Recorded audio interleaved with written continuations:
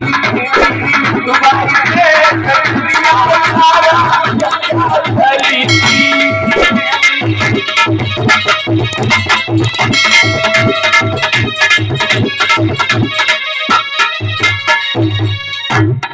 रानी तारा से कहा, रानी तारा ने मना कर दिया महाराज, यदि मैं तुम्हारे घड़ा से हाथ लगा मत मेरा धर्म चला जाएगा। मैं तुम्हें घड़ा बताती हूँ, तुम घड़ा को लेकर के छाती छाती यानी गर्दन गर्दन जल में चले जाओ और तुम्हारा घड़ा आसानी से उठ जाएगा। आज ऐसा ही किया महाराज हरिश्चंद्र, गर्दन गर्दन जल में पहुंच जाते, घड़ा को पानी के सहारे उठा लिया, लेकर के चले हैं कालू मेहतर के आंगन में और पहुंच गए। उधर से रानी ने भी अपने जल को भरा, वो पंडित जी के घर पहुंच जाती है। हरिचंद जैसी जल का घड़ा उतारना चाहते हैं, वो घड़ा हाथ में सत नहीं, घड़ा हाथ से छूट करके जमीन पर गिर गया, छूट करके गिर गया, वो घड़ा फूट गया। और कालू ने देखा, बोला है क्या ये महाराज, अरे तूने घड़ा फोड़ दिया, अगर तू ऐसे रोजाना घड़ा फोड़ेगा कहां से लाऊंगा, जा अब तेरे से जल नहीं भरा जाएगा। हरिया बोला, महाराज मुझे क्षमा कीजिए, मेरे शरीर में वो शक्ति नहीं रही जो मैं घड़ा को उतार सकूं। कालू बोला है क्या तू खाना नहीं खाता, तुझे इतना खाने को दिया जाता कहां डालता है। तो उसी समय जो कालू नाम का मेहतर था उसी दुकान पर पहुंच गया, बोला भैया ये हमारा नौकर तुम्हारी दुकान से राशन ले गया नहीं। जवाब दिया, भैया ये 3 दिन राशन पानी लेकर के गया था, उसके बाद मेरे पास नहीं आया। कालू समझ गए, बारे बाहरिया 3 दिन तूने भोजन किया, बाकी दिन मेरी निराहार सेवा की, भूखे रह करके जा, आज से मैं तुझ पर खड़ा नहीं करूंगा। ये ले लाठी और कंबल, मरघट का पहरा दे, मरघटिया बन जा, पहरा देना, वहां पर जो भी कोई दाह संस्कार करने को आए तो बिगड़ कर चुकाए, दाह संस्कार नहीं कर पाए। आज हरिचंद मरघटिया बन गए, मरघट पे पहरा देते हैं। लेकिन बात आती है कि हरिचंद ने कहां से जल भरा, गंगा से। कोई बता देता है गंगा घाट से जल भरा, कोई कह देता है नदी से जल भरा, लेकिन ये बात सही है, संख्या की बात है। ये बात कब की है, सतयुग की, लेकिन गंगा जी तो बहुत बाद में आई, जो भागीरथ लेकर के आए थे। लेकिन वो कौन सी गंगा थी जो हरिचंद ने जल भरा था, लेकिन वो गंगा ही थी, गंगा से ही जल भरा था।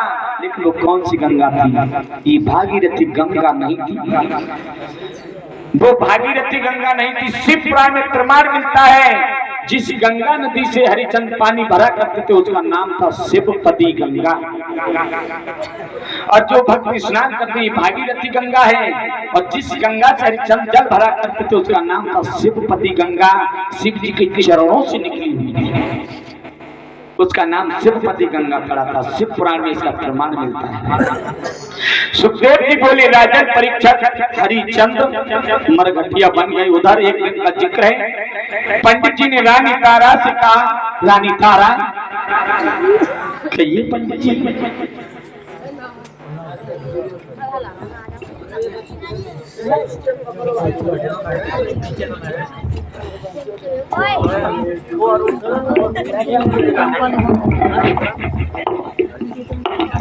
पंडित जी बोले,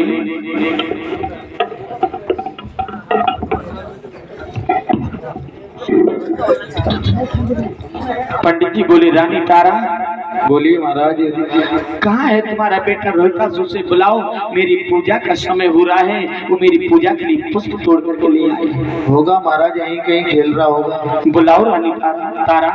बेटा रोहितास, रोहितास दौड़ा दौड़ा आया, बोला मैया। हाँ बेटा, क्या बात है, क्यों बुलाया? बेटा हाँ एक काम करे, क्या? बगीचा को चलो जा। ठीक है मैया। और पंडित जी को फूल ले, पूजा करवे को समय हुई गो बेटा। ठीक है मैया मैं जा रहा हूँ। उसी समय रोहिदास ने हाथ में छबड़ा लिया और मैया के कहे अनुसार बेटा रोहिदास फूल बगिया में फूल तोड़ने को चला।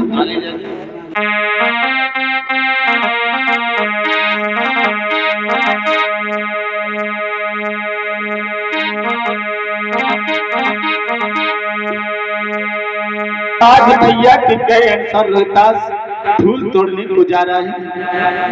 रानी तारा महलों में ही रह गई पंडित जी के आंगन में। इधर रोहिदास फूल तोड़ने को जा रहा है, हाथ में छबड़ा ले लिया।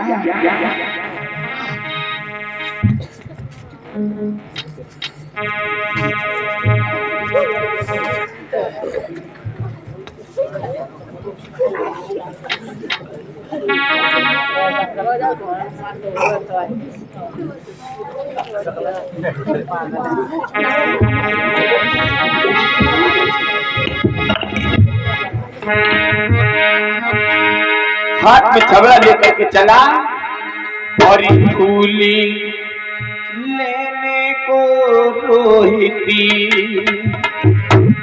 फूली बगिया में आया है।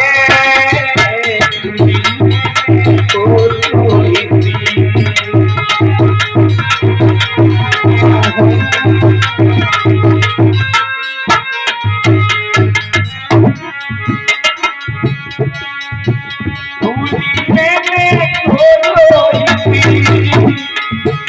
फूली बगिया में आया है।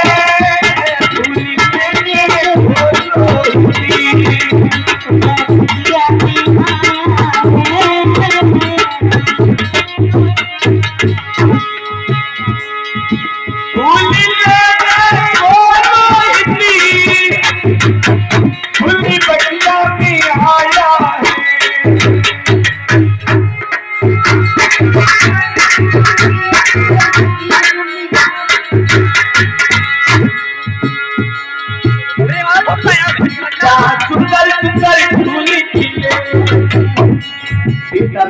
फूल बाग में पहुंच गया।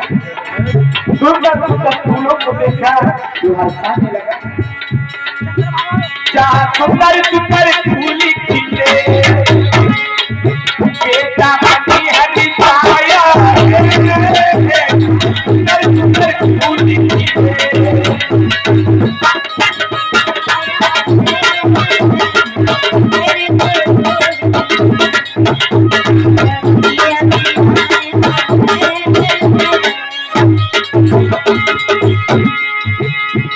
रोहिदास फूलों को तोड़ता हुआ जा रहा है, बगिया में घूम रहा है बेटा रोहिदास।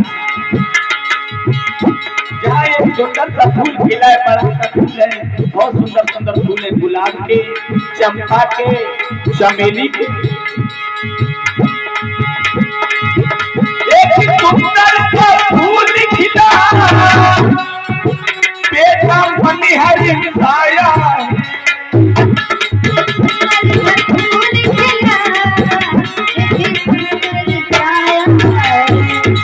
फूल देखकर फूल के पास पहुंचे, फूल को जरूर तोड़ के ले जाऊंगा। हमारे पंडित जी देखेंगे तो बहुत खुश हो जाएंगे, लेकिन बेटा रोहिदास को नहीं मालूम किसी फूल में मेरा हाथ छुपा बैठा है। फूल बेटा जब भी हाथ बढ़ाया है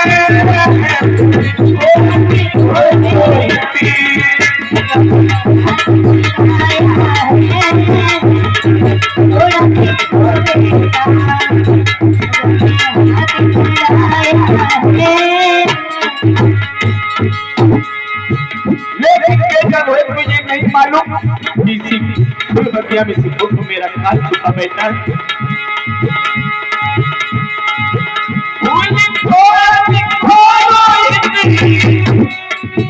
जब भी हाथ बढ़ाया है,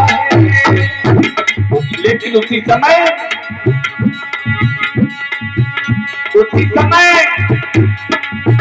काले पियर में चपुही काले पियर में चपुही बेटा आया है। पियर में चपुही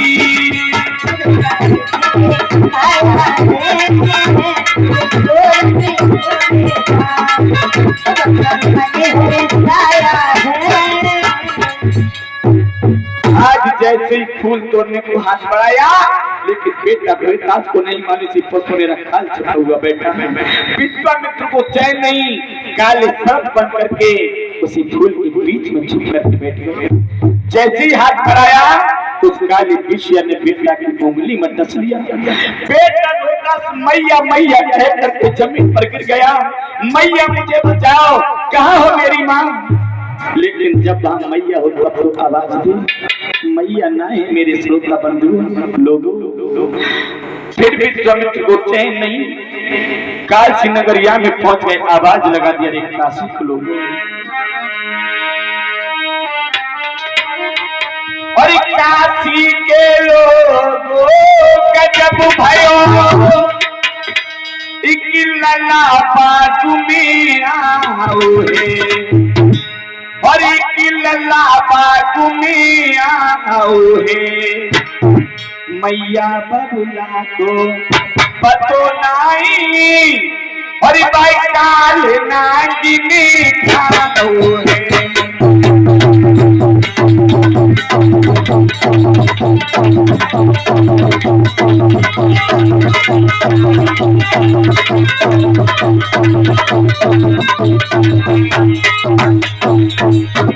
अरे काशी के लोगों, किसी का बेटा फूल बाग में फूल तोड़ने को गया है, और उस फूल बाग में काले सर्प ने डस लिया। किसी का बेटा उसको जाकर के देख सकता है।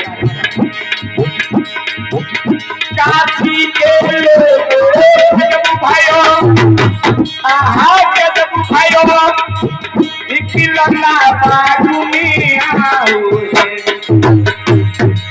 मैया बबुला को पतो नहीं, बाई काल नागिनी खाओ है।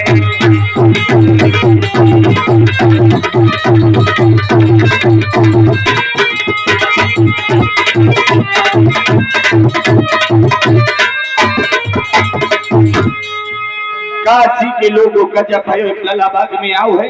मैया बबुला को पतो नहीं, बाई काल नागिनी खाओ है। कोई देख सकता है जाकर। आज रानी तारा ने सुना, रानी तारा ने पंडित जी से विदा ली, मेरा बेटा फूल बगिया में फूल तोड़ने को गया है। कोई आवाज